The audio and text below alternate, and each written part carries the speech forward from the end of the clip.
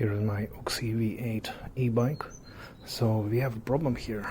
After 358 kilometers, the drive wire got wrinkled up here around the axis. So it's very, very tense.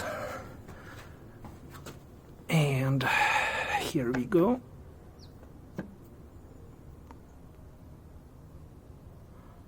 I think it's broken somewhere inside.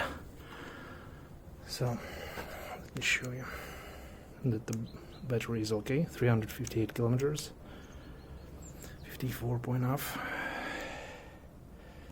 walking mode.